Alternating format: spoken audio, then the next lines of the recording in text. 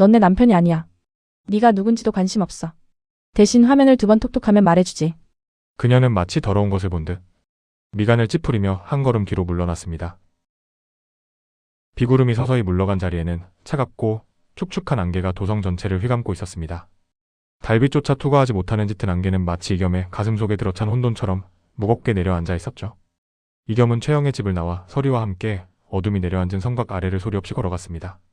그의 발걸음은 더 이상 방황하지 않았고 마치 보이지 않는 실에 이끌리듯 명확한 방향을 향하고 있었어요. 그는 자신의 기억 속에 화인처럼 새겨진 장소, 사고가 나기 직전 들렀던 성곽 귀퉁이에 무너진 돌무더기를 본능적으로 기억해낸 것이었습니다. 나으리 이 깊은 밤에 이토록 외진 곳엔 왜 오신 것인가요? 서리가 등불을 낮게 비추며 조심스럽게 물었습니다. 내 손이 이곳을 기억하고 있네. 내가 잃어버린 것이 무엇인지, 그리고 내가 감추려 했던 것이 무엇인지 이곳이 말해줄 걸세. 이겸의 목소리는 떨림이 없었으나 눈동자는 차가운 긴장감으로 번뜩이고 있었습니다. 성곽의 후미진 구석, 잎 낀 돌들 사이에는 사람의 손길이 닿지 않은 좁은 틈이 있었습니다. 이겸은 주저없이 그 틈 사이에 손을 밀어넣어 깊숙한 곳을 더듬었습니다. 손끝에 닿은 차가운 가죽의 감촉에 그는 숨을 들이켰고 이내 흙먼지가 잔뜩 묻은 커다란 보찜 하나를 꺼냈습니다. 포찜을 여는 그의 손은 아주 미세하게 떨리고 있었습니다. 그 안에는 정갈한 유생의 옷이 아닌 빛을 흡수하는 검은색 야행복과 기괴한 형태의 단검, 그리고 정교하게 만들어진 나무 상자가 들어있었죠. 나무 상자를 여는 순간 독한 화약 냄새와 함께 복잡한 톱니다 바퀴로 연결된 폭발 장치가 모습을 드러냈습니다. 이것이 다 무엇입니까? 나으리 설마 이런 위험한 물건들을. 서리는 소스라치게 놀라며 뒷걸음질 텄습니다. 이제야 모든 것이 보이는군. 나는 유학을 온 선비가 아니었어. 나는 이 도성을 피로 물들이기 위해 돌아온 사자였던 거야. 이겸은 폭발 장치를 어루만지며 자조 섞인 웃음을 흘렸습니다. 그 물건들을 마주하는 순간 둑이 터지듯 봉인되었던 기억들이 이겸의 머릿속으로 밀려 들어왔습니다. 청나라의 어두운 밀실에서 부인 정씨와 마주 앉아 작전을 세우던 자신의 모습이 환영처럼 스쳐 지나갔습니다. 그녀는 그의 정혼자가 아니라 조직 흑영조에서 그를 지휘하고 감시하던 상급자였습니다. 그들은 조선의 전국을 뒤흔들고 자신들의 세력을 확장하기 위해 백성들의 존경을 받는 영의정 박문수를 암살하기로 모의했던 것이죠. 이겸은 조직 내에서도 가장 뛰어난 실력을 갖춘 살수였고 이번 거사의 핵심적인 역할을 맡고 있었습니다. 하지만 거사 전날 그는 무고한 이의 목숨을 앗아가는 것에 깊은 회의를 느끼고 조직을 이탈하려 했었습니다. 자신의 신분을 증명할 호패와 거사에 쓸 폭발물을 이 성곽 틈에 숨겨두고 도주하려 했던 것이 사고의 진짜 원인이었습니다. 나를 기다리던 정씨 부인은 내가 죽기를 바랐겠지? 아니, 내가 기억을 잃어 쓸모가 없어지자 즉시 다른 살수를 내 자리에 앉힌 것이야. 이겸은 주먹을 꽉 쥐며 분노를 사겼습니다. 그럼 지금 객주에 있는 그 사내가 나으리 대신 암살을 저지르려는 건가요? 서리의 물음에 이겸은 무겁게 고개를 끄덕였습니다. 기억 속의 조각들이 맞춰지자 거대한 음모의 실체가 명확하게 드러났습니다. 내일 밤 박문수 대감이 주최하는 연회장에서 카짜 이겸은 숨겨둔 또 다른 무기로 거사를 치를 계획일 것입니다. 이겸은 자신이 저지르려 했던 죄악의 무게를 온몸으로 느끼며 바닥에 주저앉았습니다. 자신은 선량한 피해자가 아니라 세상을 파괴하려 했던 괴물의 일부였다는 사실이 그를 짓눌렀습니다. 그러나 절망도 잠시, 그의 눈빛은 다시금 단호하게 빛나기 시작했습니다.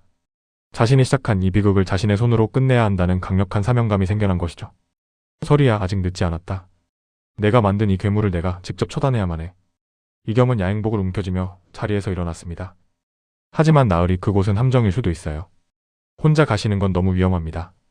서리의 간곡한 만류에도 불구하고 이겸의 결심은 굳건했습니다. 그는 보찜 속에 있던 단검을 허리춤에 차고 검은 옷으로 갈아입기 시작했습니다. 유생의 도포를 벗어 던지는 행위는 카짜 삶과의 결별이자 자신의 운명을 마주하겠다는 선언과도 같았습니다. 안개 속에서 검은 옷을 입은 이겸의 실루엣은 마치 어둠 그 자체가 된 듯 보였습니다.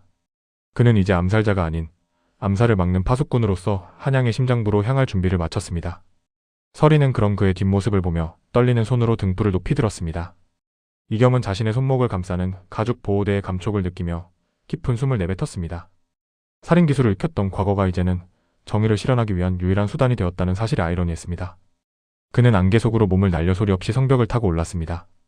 도성 최고의 연회장은 이제 피해 전쟁터가 될 것이고 그는 그 한복판에서 자신의 과거와 결판을 내야 했습니다. 한양의 밤은 여전히 깊었지만 이겸의 눈에는 그 어느 때보다 명확한 목표가 불타고 있었습니다. 그의 싸움은 이제 개인의 복수를 넘어 조선의 운명을 지키기 위한 필사적인 사투로 변해가고 있었습니다.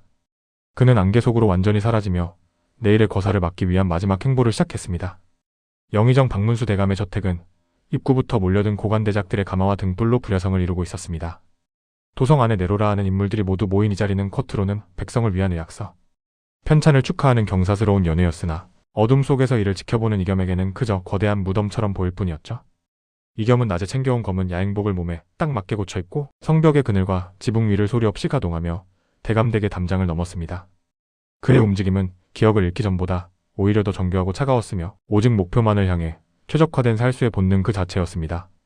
연회장 한편 화려한 병풍 뒤에서 손님들과 인사하는 부인 정씨의 모습이 보였습니다.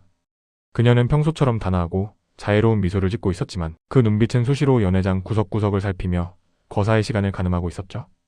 그녀의 곁에는 여전히 이겸의 행세를 하는 가짜 사내가 호위무사처럼 든든하게 서 있었습니다. 이겸은 기와지붕 너머로 그들의 대화를 엿듣기 위해 숨을 죽이고 몸을 낮추었습니다. 준비는 다 되었는가? 박대감이 톡상을 받는 순간이 우리의 시작이다.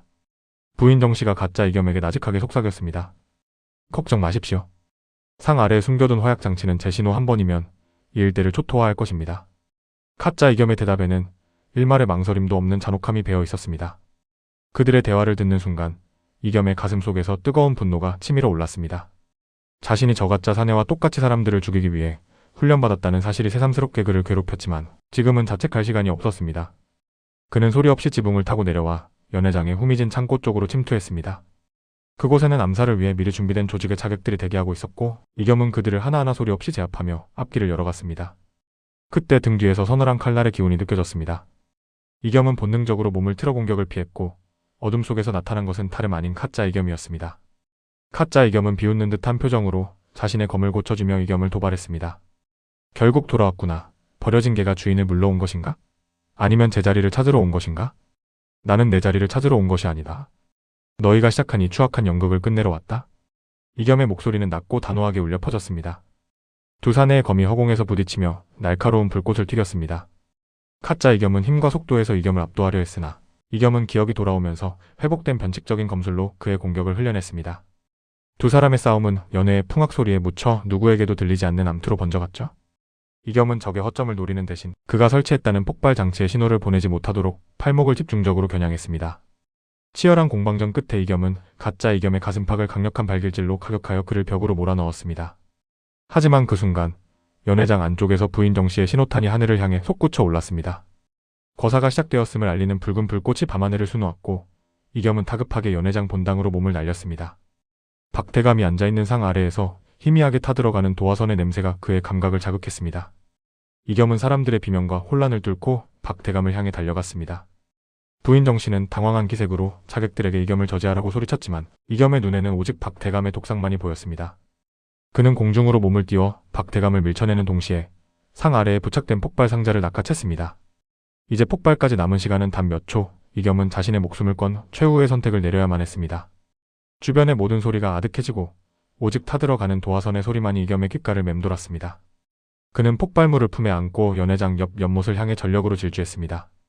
그의 뒤로 부인 정씨의 경악 어린 비명과 가짜 이겸의 추격이 이어졌으나 이겸은 멈추지 않았습니다. 자신의 과거를 지우고 새로운 삶을 살 수 있는 유일한 기회가 바로 지금, 이 순간임을 그는 직감하고 있었던 것이죠. 강렬한 빛과 함께 천지를 뒤흔드는 폭음이 연회장을 뒤덮었습니다. 이겸은 폭발 직전 장치를 연못 깊숙한 곳으로 던졌고 자신 또한 거대한 충격파에 휩쓸려 물속으로 고꾸라졌습니다. 수면 위로 솟구치는 거대한 물기둥과 함께 한양의 밤은 일순간 정적 속에 잠겼습니다. 이겸의 의식은 다시 한번 차가운 물속으로 가라앉으며 자신이 정말로 모든 것을 끝냈는지 자문하고 있었습니다. 그는 어둠 속으로 멀어지는 불빛들을 보며 조용히 눈을 감았습니다. 이겸 그는 살아남을까요? 구독과 좋아요로 다음 편에서 이어집니다.